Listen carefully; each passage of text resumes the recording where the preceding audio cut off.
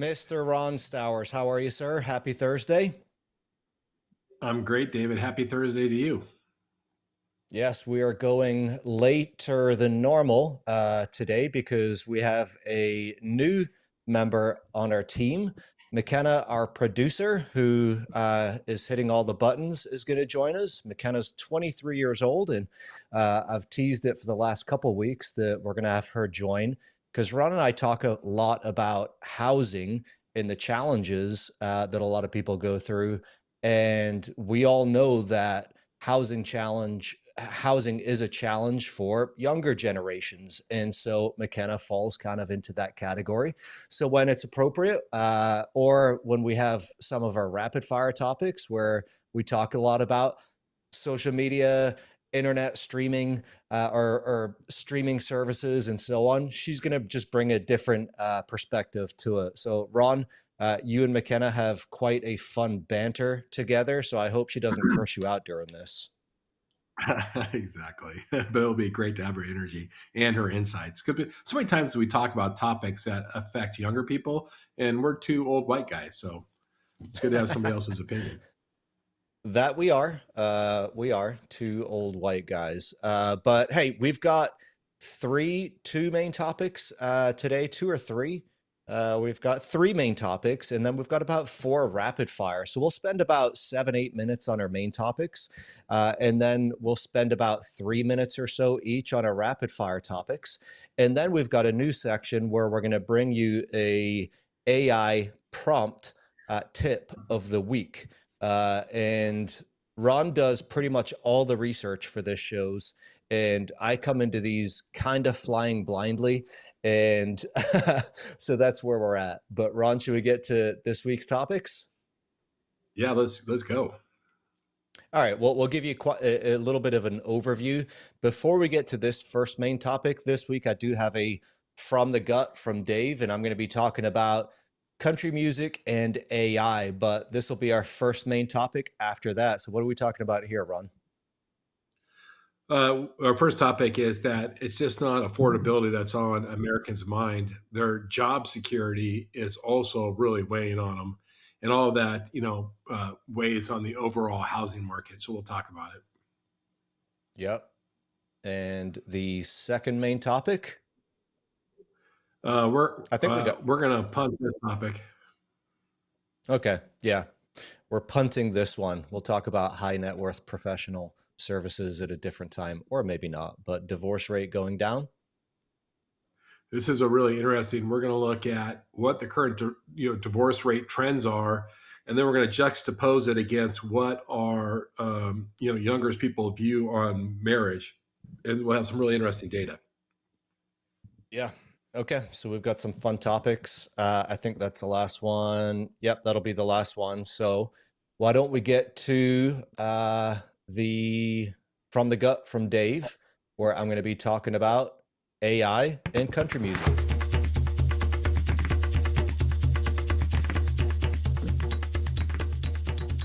So AI and country music, how did those two things go together? Well, a couple of weeks ago, I was on a bit of a road trip with a friend of mine and a colleague of mine, and I've worked together with him for 15 years or more. It was a long conversation, and I admire him, especially when it comes to marketing strategy.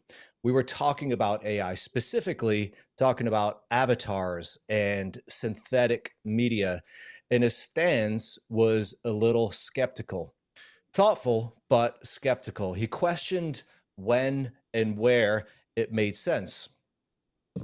Just clicking a button down here. When and where it made sense. He questioned whether something generated by AI could truly connect with people. It was a long conversation, and I get his stance. I get the skepticism. It wasn't coming so much from tech fear. It was coming from a place of caring about authenticity, caring about brand, and caring about connection. I was coming from a place of how it can be used to grow your brand on social media, and especially with what Ron and I are working on to help loan officers that they'll just never record themselves, they'll never post their videos, whether it's because they're too busy or whether it's because They are scared to get on camera. I've tried to get loan officers to go on camera for years, for more than a decade, and just it's just not going to happen for some people. Well, this week I saw something that Ron showed with me that proves that we might be turning a corner in how everyone accepts AI content. Um, there's a song called Walk My Walk that hit #1 on Billboard Country Digital Song Sales chart. That's a mouthful. Not just it wasn't just viral on TikTok, it wasn't just trending, it was #1 on an actual chart. And it was AI, it's an AI generated artist. The group is called Breaking Rust. And if you listen to the song, I just listened to the song just today, you'd never guess it was a real person just by listening to it.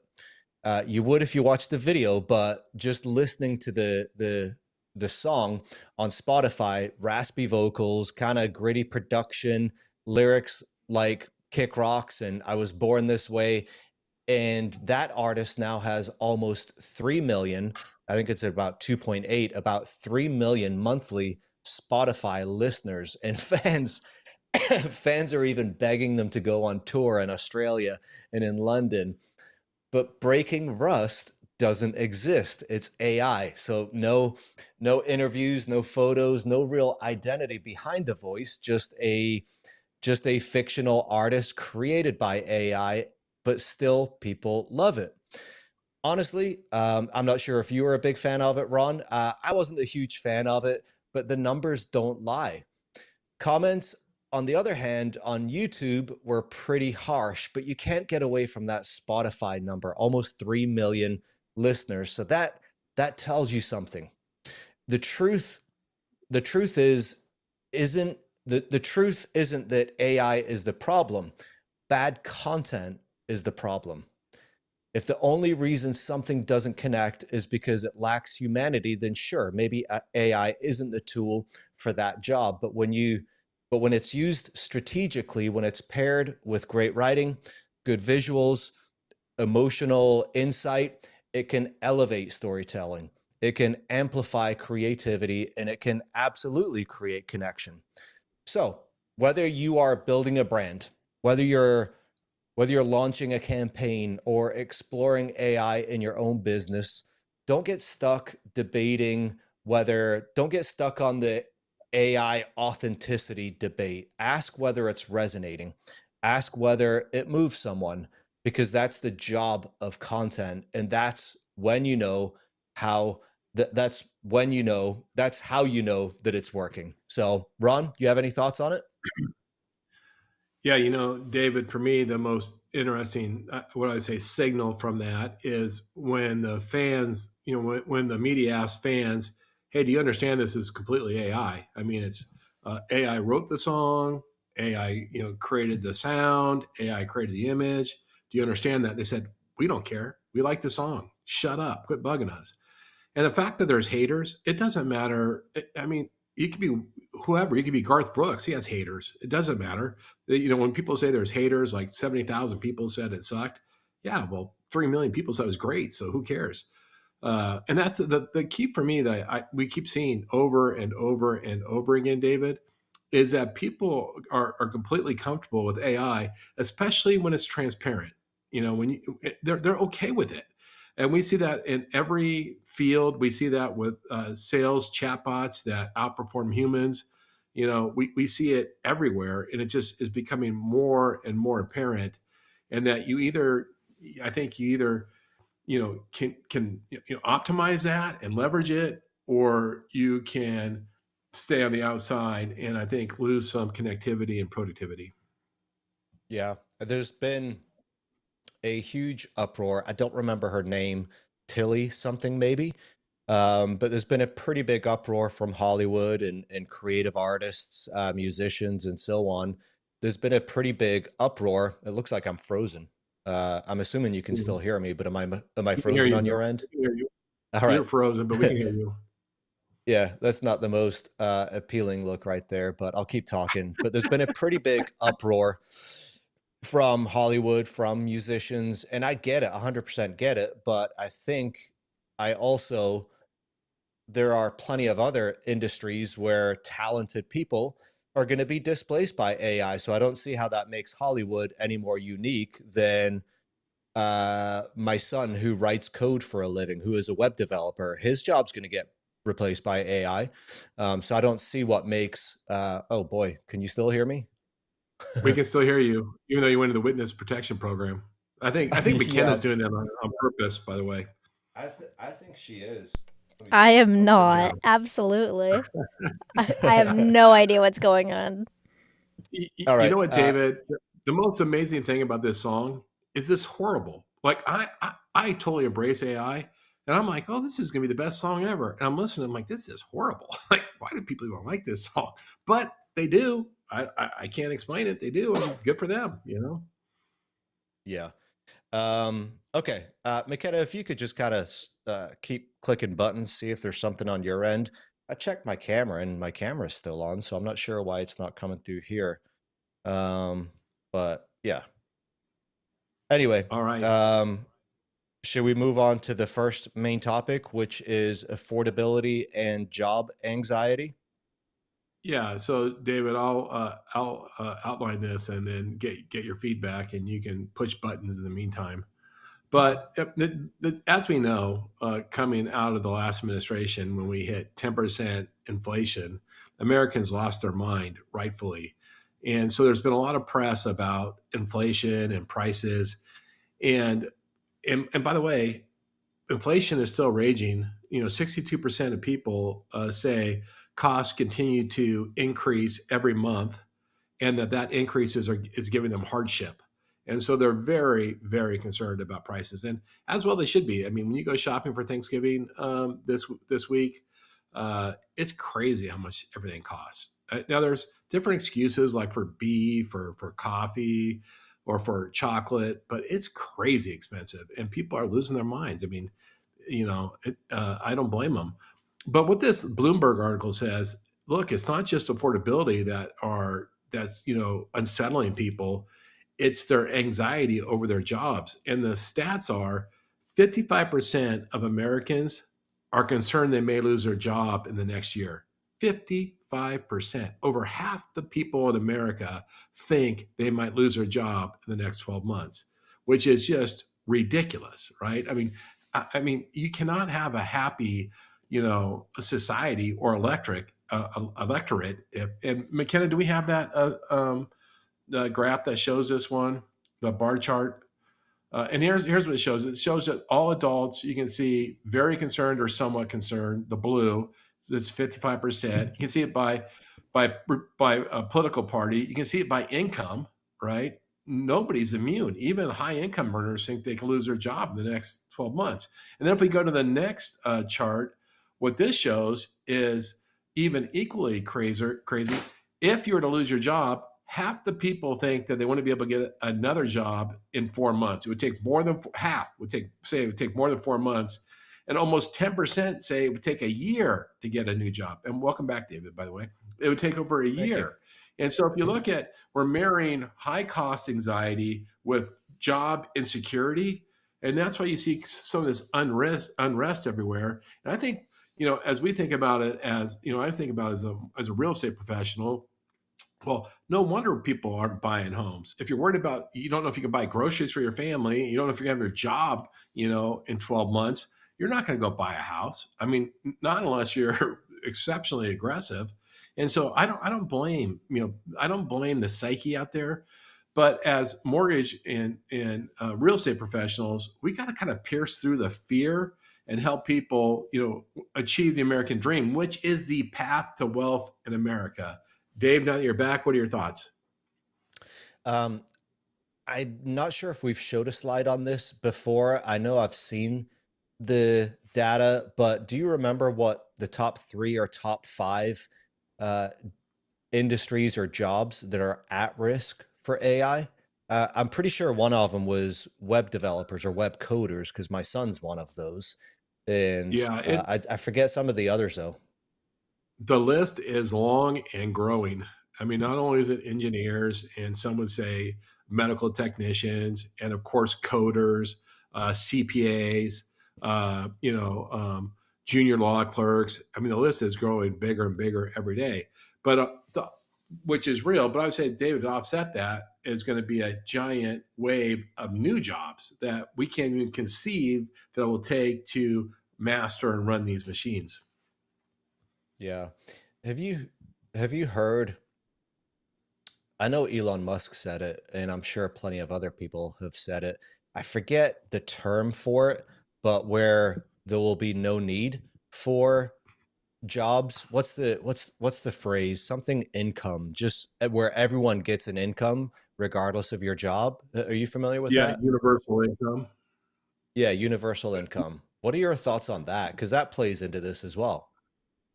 Yeah, Or is that and going down a Peter, rabbit hole?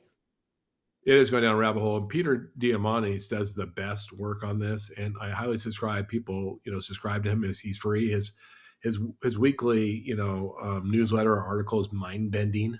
You know, but and it's a real thing. Same thing. I read the book. What was it? I just recently read the book by those Harvard professors.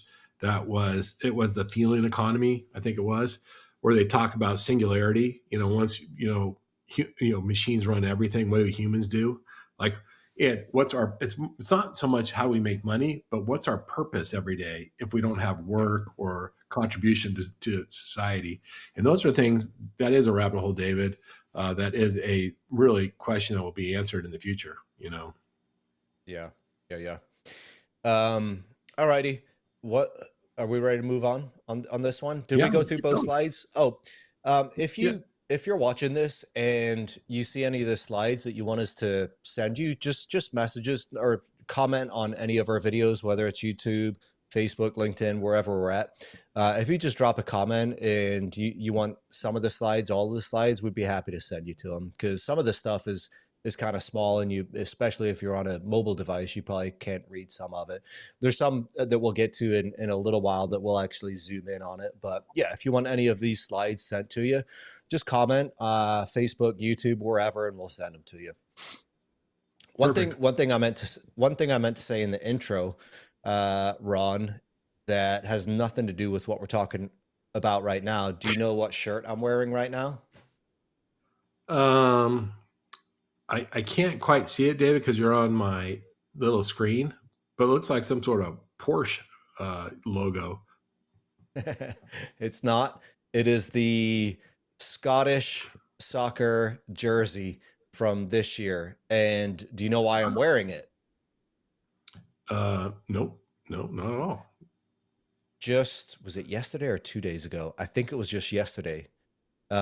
Scotland played, I think it was Denmark, and it was for a World Cup qualifier in the UEFA, and they actually qualified. They had to win that game by 1 goal. They ended up winning by 2 goals. The last goal was just out of this world, but they qualified for the World Cup for the first time in almost 30 years. Congratulations. Yeah, so I'm wearing my Scotland jersey, and I'm a little bit inspired to possibly book a ticket out west to go see them playing a World Cup game. I've never been to a World Cup, and I've never seen Scotland play either, so I might do that next year. Where's the World Cup at?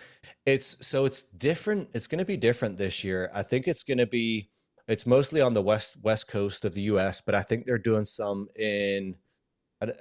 down in Mexico, some of the countries south of us. I forget which ones, but it's going to be in multiple countries. It may just be Mexico and US. I don't know, but it's in more than one country, and it's the first time I think they've ever done that. So yeah, I may have to stay at your house. I'll let you know. That's great. That'd be great. All right, let's go to the next topic, McKenna. Yes. So we're gonna skip the high net worth, and we're gonna go to divorce. And by the way, David, we do have 3 topics. We have 30-year mortgage as a third topic for our main topics. 50-year mortgage?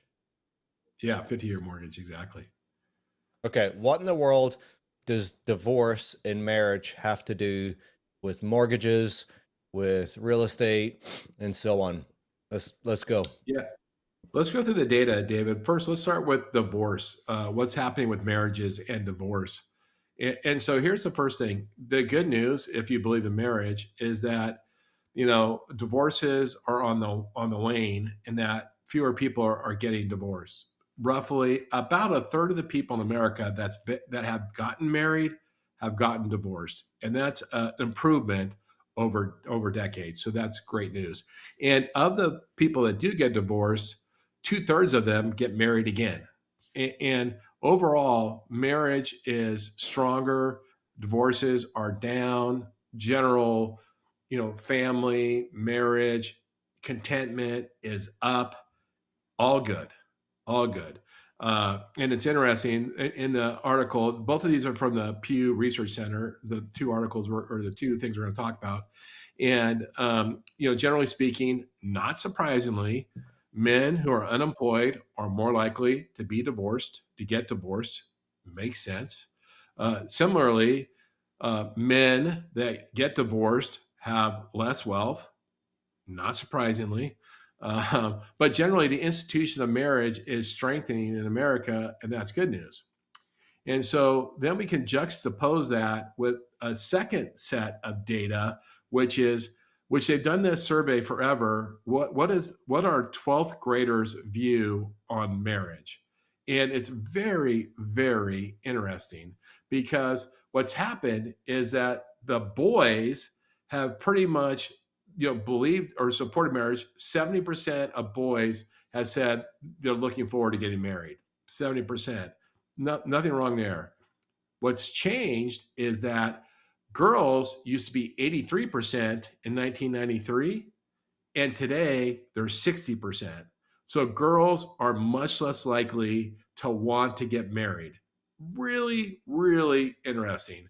And who knows why that is. So it's really strange that as we see the institution of marriage get stronger with adults, it's getting weaker with the younger generation. And by the way, with adults, when you talk about divorce, the number one the only demographic that has seen an increase in divorces is people over 50. They call it the gray divorce.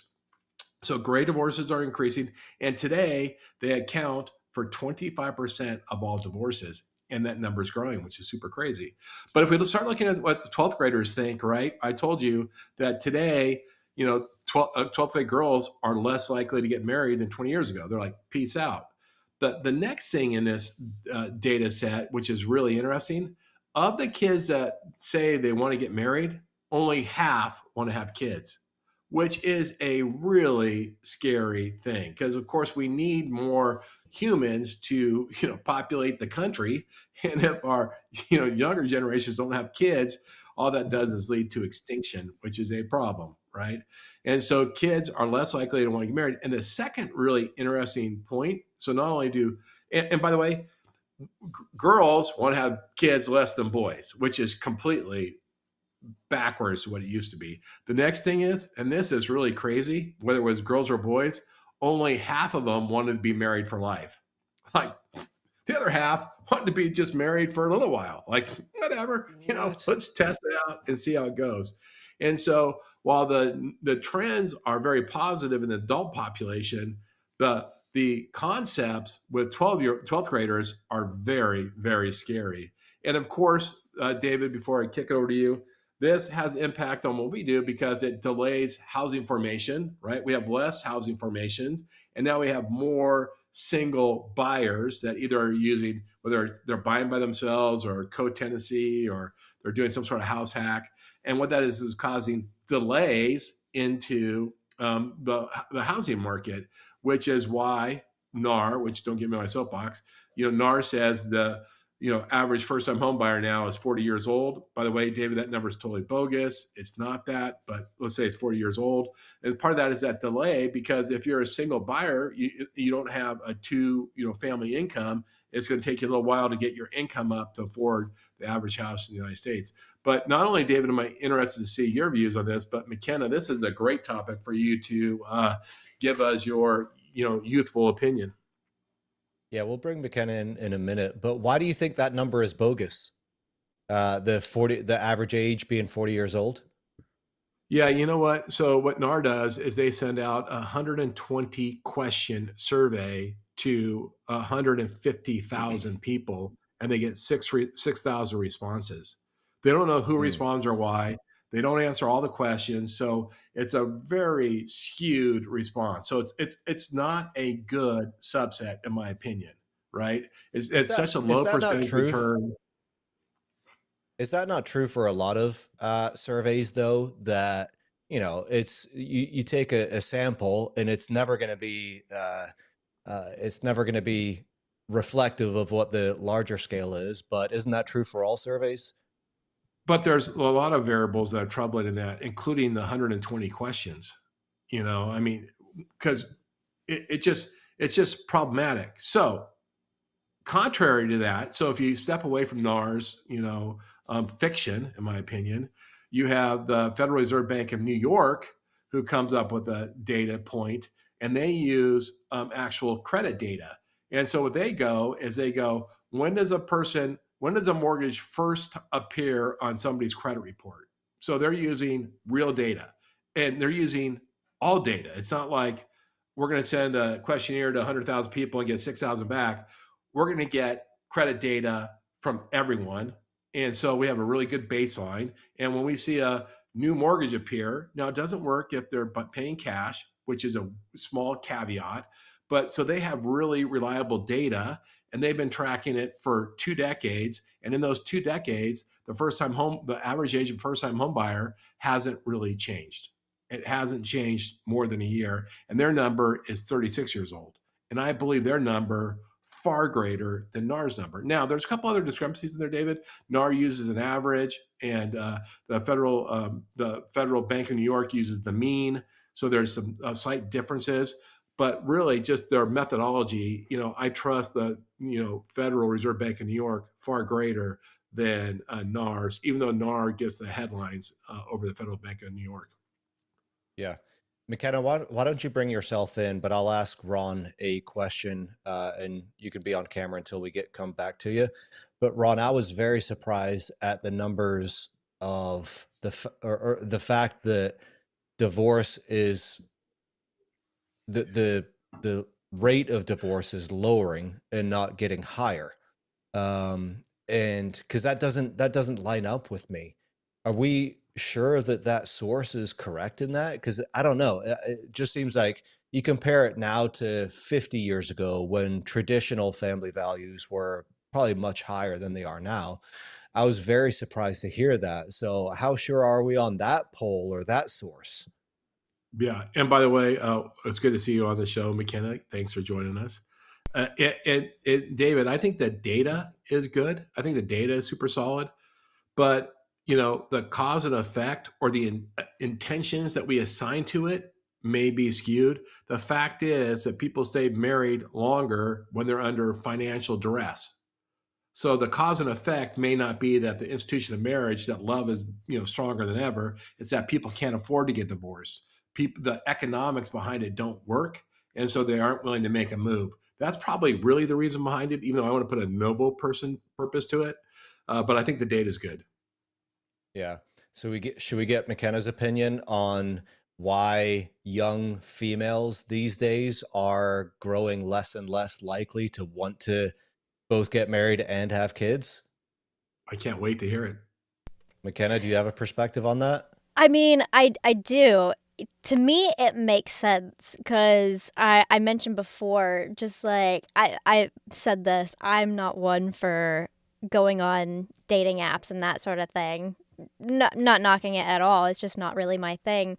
But seeing different profiles from men, and like especially young men, and just seeing the dating pool currently of men that are out there, and I'm not knocking everybody, but it is shocking to see how some people are just so blatantly what's the word, self-conflicting, or like saying things that self-contradictory, that's the word, of how they want to be married. These guys, they want to be married, they want to have kids, but they also want a woman with no commitment, and they're not wanting to put labels on it, and they don't want to be committed, and they want to see other people, but the girl can't see other people. And like, I'm like I have seen dating profiles of men saying these things specifically, and I am not exaggerating at all.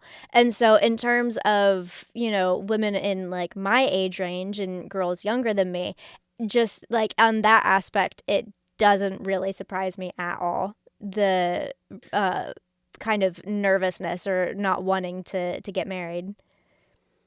You sound like a Um, little bit of a boomer. Are you saying that? I'm kidding. Are you saying that you would describe it as there's a bit of a moral decay in just the general male population or any population, and that's why females, women are turning out or I turning would away? say yes and no. I think it's also in a sense that I've seen a lot of women, online and friends personally that are becoming increasingly comfortable with being single and being like, I mean, I've kind of had this on my own as well of like, I am in a relationship now, a very happy relationship, but I also loved being single before I met the guy that I'm dating. And I loved it. I had a great time. Like, I loved going to places by myself. I loved taking myself out to nice places, buying myself food, buying myself nice things. I was completely content not to be in a relationship. McKenna, how much of the problem is dating apps? I mean, to your point, yeah, Well, here's the thing. I mean, don't let me get on a soapbox because there's also a lack of third spaces in the US of people to be able to go to meet people of like, malls are dying out. Who wants to go bowling anymore? I definitely don't. Bowling sucks.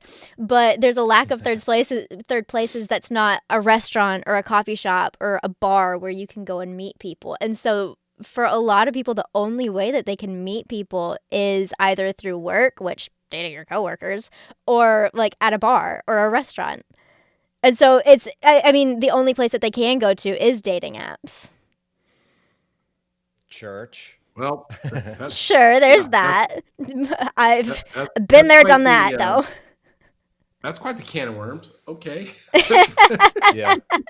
All right. Well, there we have the perspective of a 23-year-old that kind of falls into this subsect That's great. of the poll and the survey. So, all right, should we move on from this topic because we've gone way over? Let's move on. I can't wait for this next topic. All right. So we were gonna skip Nope. this one, McKenna. I'm not sure if we actually Your put the mortgage. 50-year mortgage in here. So that was my fault whenever we were doing pre-run of show and we were moving topics. I accidentally didn't delete this one and I realized this right after we started. I deleted the correct one. And so Okay. we can still talk about it. I can replace graphs really quickly if y'all No, don't that's fine. mind the visual heredity. No, just bring us. Just go to the. Yeah, that's perfect. Thank you. Let me frame this, David, and we'll be really quick. Last week, I published 2 articles on LinkedIn, really opinionated pieces against essentially the stupidity of a 50-year mortgage, and I made all the financial arguments on why it's the dumbest thing in the whole world and why it's just really harmful to home buyers. And I stand by my positions in that paper in both those articles. Um, However, as I continue to look at all sides, the one thing that I felt I was insensitive in those articles is that I didn't take into account the desperation that many Americans feel in trying to achieve, the dream of home ownership and how hard it is and how they're willing to grasp at even horrible solutions if it helps them get into a home. And so I recognize now, and I'll also say, look, a 50-year mortgage is essentially an interest only loan. That's essentially what it is. It's an interest only loan where you get to lock your rate in for 50 years, but it behaves as an interest only loan where you don't pay principal. And if we approach it as an interest only loan, and if we craft our advice to our clients on the benefits of an interest only loan and then how to offset the negatives with them, then it could possibly be a tool that some people should use. And the benefits of an interest only loan essentially acts as insurance in that, look, if I had a full principal and interest payment, my payment would be X. But if I had just an interest only payment, it would be Y, and Y is significantly less than X. Well, that delta is insurance to say when I can't make my full payment, I can always pay less, and that's essentially as it works. But we have to educate our clients then that when you have the capability to pay more, it's critical for your financial future to try to pay principal when you can. But there's a place, I was a little bit too strong in my two articles in not accepting there's a place in the world where this may fit someone. I just don't think we should rush to it. And so, David, I'm glad we're revisiting this topic a little bit. Yeah, I don't have too many thoughts on it myself, but I have seen a pretty just on social media with loan officers.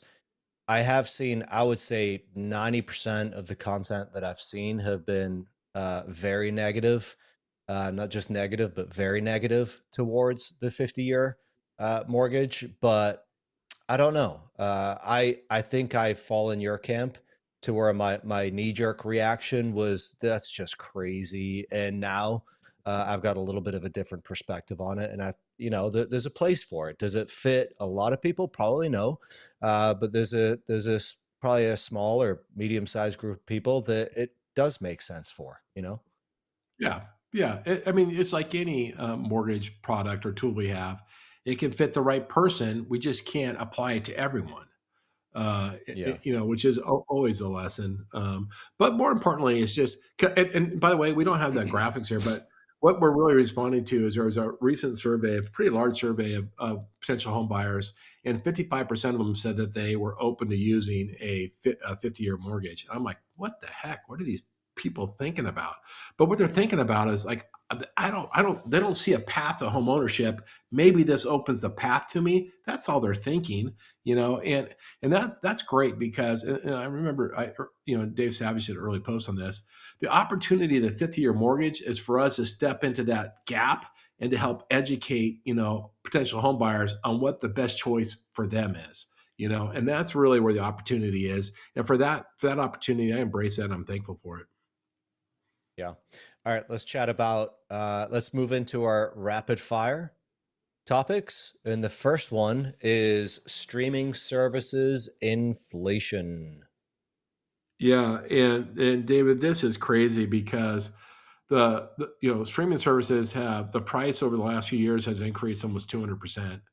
And why it matters, and by the way, on average, the average American has subscribes to four streaming services, and it's increased 200%. And this is part of the thing about, gosh, is it that I can't afford to buy a house, or is my overall life affordability so high?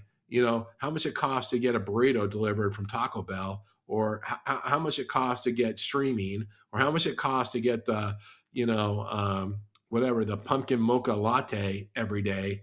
All those things, those high cost of living things, push down our ability to afford a home. And this is just one more example. And that's one of the things I think mortgage professionals need to become really, really good at is teaching budgeting, discipline, and priority setting. That's what we have to master today, because I think a lot more people can afford a home than they think, but they can't in the universe of I have all these other expenses, $1,000 car payment, for example, right? Or I'm paying $100 a month for my streaming services. Yeah, and I'm paying $15 every day for a burrito delivered to my house. Yeah, you're not gonna be able to afford a home if you do all those things. But if we can teach them how to budget and how to have a little bit, delayed gratification, and teach them about building wealth, creating wealth versus consumption, then we can really, really bend the curve on this. Yeah, let's go back to that first slide, McKenna. So that just shows you. So Disney Plus is the one that's gone up 172%.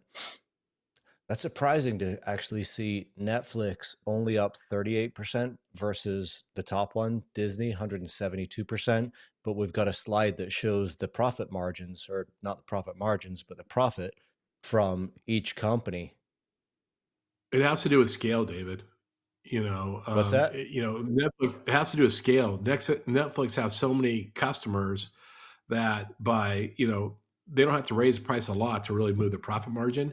The other thing that Netflix, which the other streamers are going to follow if they haven't already, they really started to put a fence around their customers so people can't jailbreak and just let anybody use their passwords, and that's really driven a lot more revenue to them. So why the cost hasn't gone up, they've actually though divorced family members from being able to escape the piggyback on their parents streaming services. Yeah. Do you want to zoom in on this? How important is this data right here? It just shows how each one of the different major streamers, how much their costs have increased. And really, it's nothing. We're going to compare this when we see all these massive increases, which we can zoom in or not. It doesn't really matter. I think everybody gets it. But we can compare that to whether these companies are making money or not. And that's one of the upcoming slides. The opposite side is most of the streaming services lose money on their streaming, which is ridiculous. I mean, that's why they're raising prices, because they're not making money. They've only started making money in the last quarter or two. And so they haven't figured out the whole equation yet, other than Netflix, which is minting money right now. Well, I think let's move on to the one slide of the profits from each company, because I think so Netflix, I think, is different than most of the other companies, if not all, in that. McKenna, can you move to the slide next one? Let's see. All right, David, they're different in that they're not multi-channel. That's what I was gonna say. Like Netflix, that's their only product, but all the other ones, it might be considered somewhat of a lost leader, especially I think for Disney. So yeah, that's and we can even probably I think we've covered this, David, unless you got more to say. We can get to, we got a lot of rapid fires. Let's move on. Christmas is coming early. I think McKenna might be having issues with our slides. Yeah, I think so too. It's funny, David, we from the gut, you can talk about this. We look at, we look at a couple dozen topics to talk about every week. And, this one originally was on the cutting room floor, and I'm like, no, we got to include it. And here's what the gist is really, here's what's really interesting about this, is that,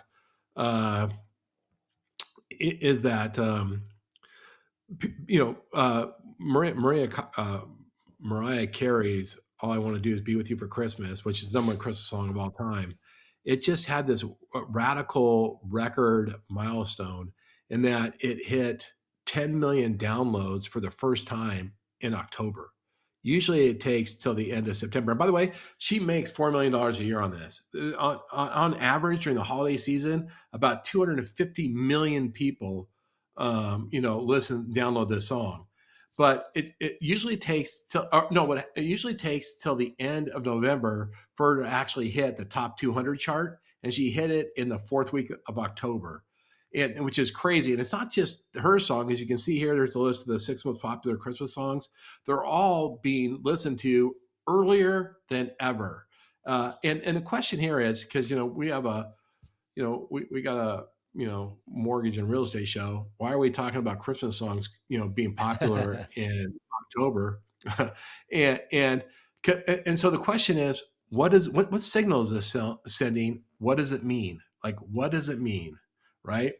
So sociologists believe the reason why people are listening to Christmas music so early is because it's been such a difficult year, and that the general feeling of hopelessness, and that Christmas songs restore hope, and that people desperately need it right now. Isn't that fascinating, David? I tell you what, I don't know if it's because you sent this to me a few days ago. I think I've had the feeling now for about a week, maybe more, that I want to start playing Christmas music. I love it once December hits, but it seems to me that it's getting earlier and earlier, that all of December, if not more, there's Christmas music. I've got whole house audio. There's Christmas music playing in our house in the evening, eating dinner, and so on. So I don't know if I buy that, because for me, I love Christmas music, but it kind of makes sense. I don't know. what is the reason for the trend? I don't know, but here's Well, what I I'm mean, most interested in. What were you ever a Wham Last Christmas fan, Ron? Wham. I love Wham. I'm not a Wham hater.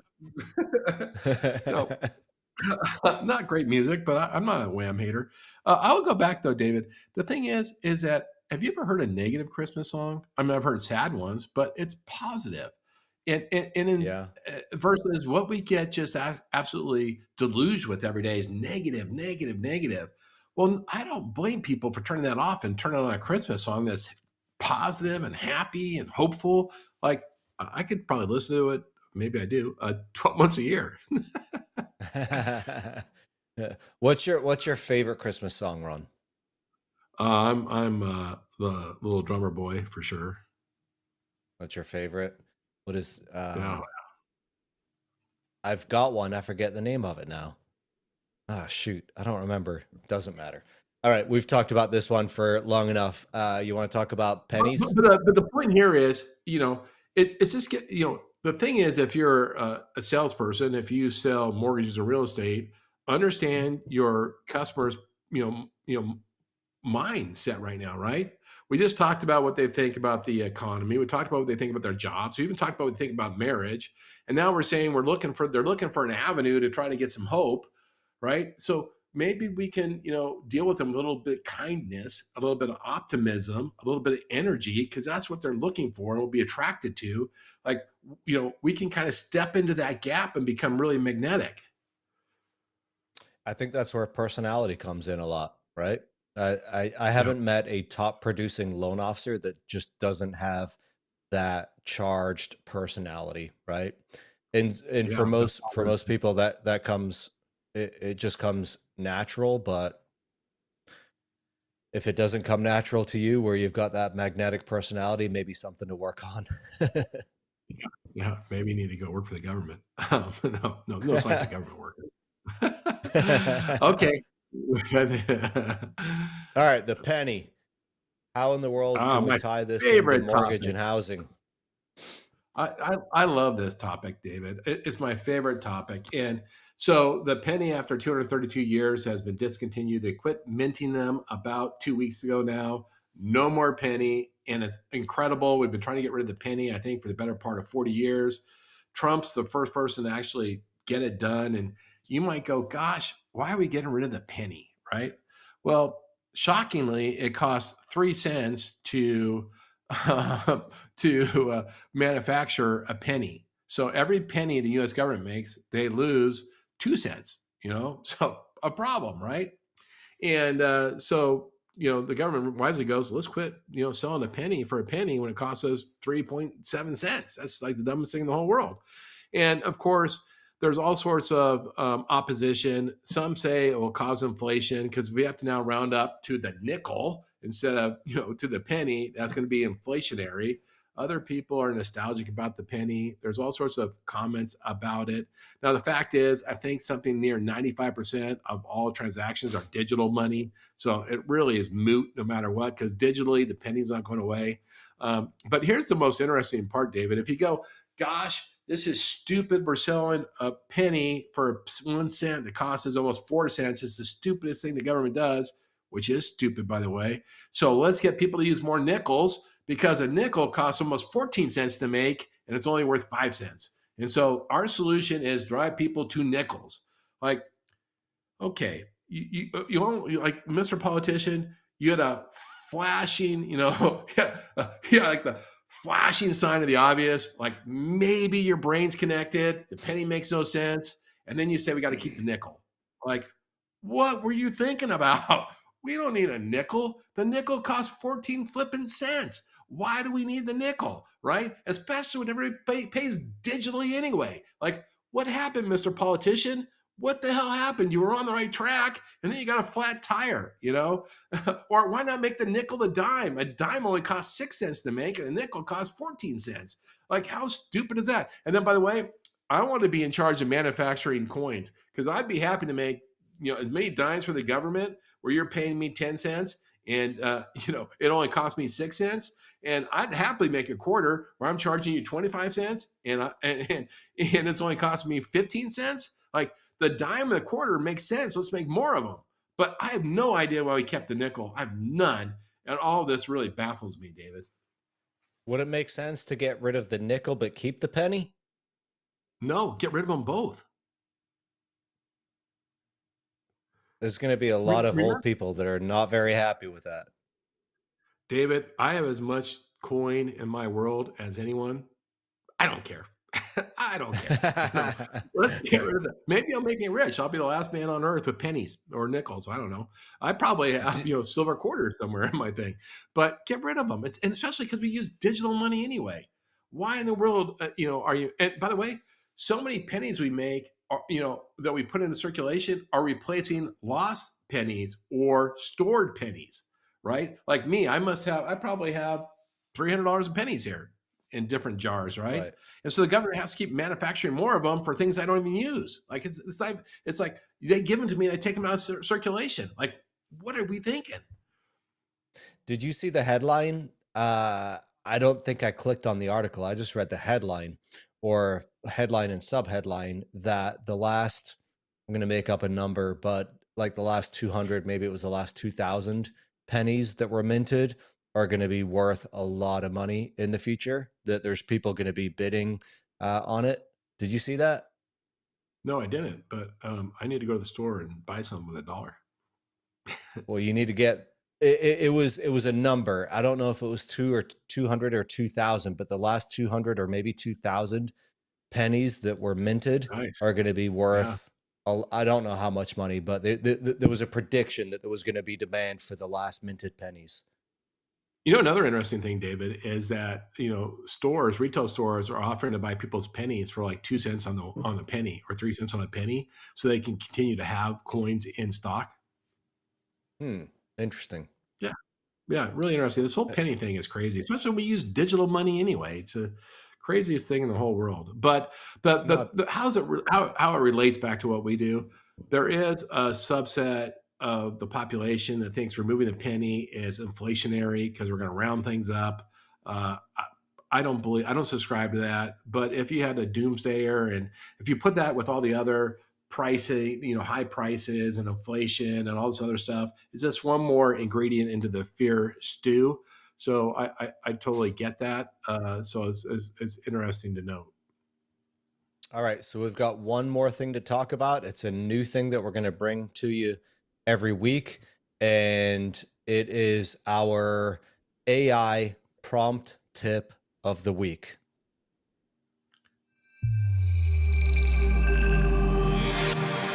Oh, nice. That is so nice. That is so nice. David, do you want me to frame this up and then have you, the technical guy, talk about it?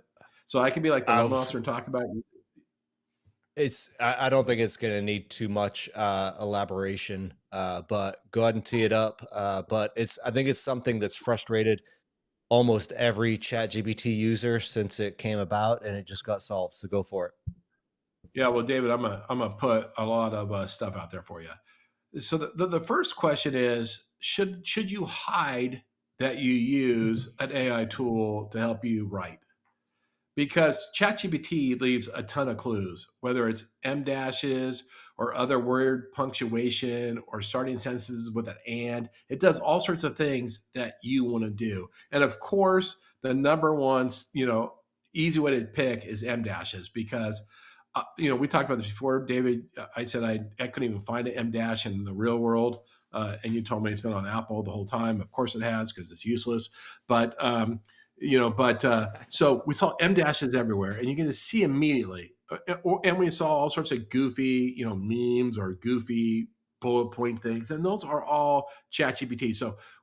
So first, if you're using an AI tool to help you polish or even collaborate on your writing, should you disguise it? So that's the first question.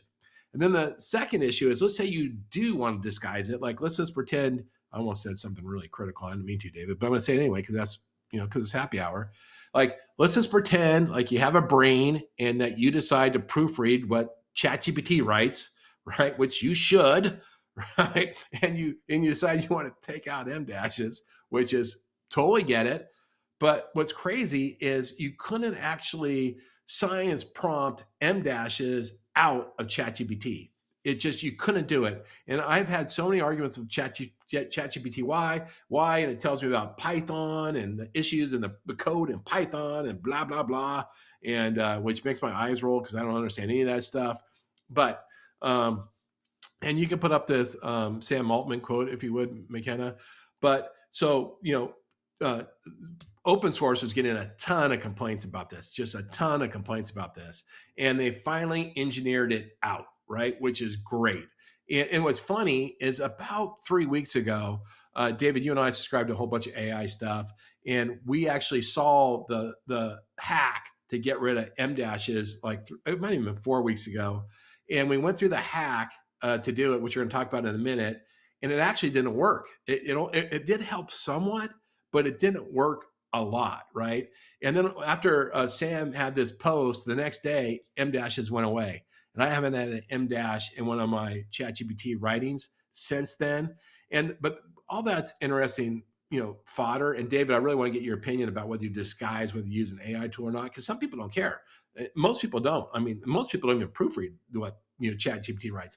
But what's happened, the thing I like most about this that you and I talked about is who even knew that there was custom instructions inside of ChatGPT. Like there's a whole nother screen inside of ChatGPT where you can write rules for it in its actually code that will completely change how it performs. Like that was so exciting just to see more than the M-dash solution. It was just, I love when we get a peek at a new little lever that we didn't even know was there. What are your thoughts, David?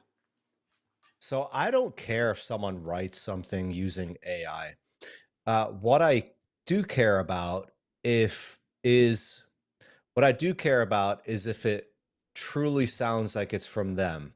Because if it sounds like it's from them, I don't care who writes it. I know that that person spent enough time to care about their message, for it to be authentically them, even though it was AI. I think we should bring in McKenna in a minute or two on this one. I've got a couple questions for her. So I use AI to write stuff for me all the time, but I spend enough time to make sure that it is words, phrases, emojis that I would typically use in real life. I remember there's one person in the mortgage space that is a pretty top tier level. I could tell the day that he started using ChatGPT for his LinkedIn posts, because I was like, that person would never use any emojis, never mind 10 emojis or whatever. So whether it's the M dash or whatever it is for me, I don't care if you use AI. You can still make AI, and it goes back to, I think, that my from the gut point. When you create content using AI doesn't necessarily strip the humanity out of it, but if you don't spend enough time on it and enough care on it, then it absolutely will. So that's my take. Yeah. Okay, let's get McKenna. Let's ask her questions. So McKenna, here's a question I had for you. I don't think the world even knew what an M dash was until about 9 months ago, 12 months ago, when everyone started using ChatGPT. And I think I remember you telling me what M dashes are actually for. Could you tell us that? Yeah, so M dashes are, I could be wrong, but the way that I use them are kind of in place of a parentheses. And it's usually used in writing. Like, I creatively write as a hobby. I don't think you knew that, but I write creatively as a hobby. And so whenever I use them, instead of using a parentheses, it's kind of used in that way. I've seen them used in many different ways. I've also seen them used by ChatGPT in a lot of different ways, whether to create a pause in a sentence or to separate a compound sentence. So I could be wrong and I could have been using them incorrectly, but the main way that I have seen them used in like reading and reading fiction and everything like that is for parentheses. So why not just use parentheses? It looks better. Okay. I think the Um, M dash is great. I wish that the M dash now, because like I've also seen so many people. I go on TikTok a lot. And I've seen so many people on TikTok getting so mad because they frequently use M dashes in their normal writing when writing essays, and they get flagged by professors who use AI to detect AI, and then they get flagged for using M dashes when it was they themselves who wrote it. And so they've had to stop using M dashes in college essays. is there a keyboard shortcut for an M dash? I don't know. There is, I don't know what it is on a keyboard, but on your phone, you literally just like do a dash You and you press do and two of hold. those. No, you just do Oh, two, space. Yeah, you know what? One of my favorite books. If somebody said, you know, I was reading a few book reviews today, including from 4 Minute Books, about the most impactful books I've ever read. Like people have read 1,000 books. What are the top 5 books? If I was going to put a top 5, I put Strunk and White, Elements of Style. In which in my new AI tool in Hoozy, I'm uploading Strunk and White so it can try to mirror. And there, what they would use commas where ChatGPT uses M dashes. So I forget what the technical term of that literary thing is. But you would go comma versus a dash, then do that, not dangling participle, and then another, comma, which would be totally appropriate. And then also in Strunk and White, you would use a much more liberally semicolons, and which I think that for me, if I just train, I'm speaking like old man right now. I'm just quoting a 60-year-old writing book, but when I train my AI agent by GPT, it will be on Strunk and White, and hopefully, now I can override those M dashes. all right. So there's your AI prompt tip of the week. If you have made it to the end of this video, and David, can God I interrupt bless you? you. McKenna, can you show the prompt? Yes. Do we have it? I don't think we No, not do. that, the actual prompt. Oh, okay, there we go. So you do have to go, I think, Ron, you have to go to your profile picture, your name in the bottom Yeah. left. That'll bring up Yep. the settings. Custom instructions. And then you actually go, there's a box where you can put the custom instruction. And if you ping us, we can give you the actual prompt. We have a engineered prompt that you can put in that box, and that will eliminate your M dashes permanently. Yeah, there we go.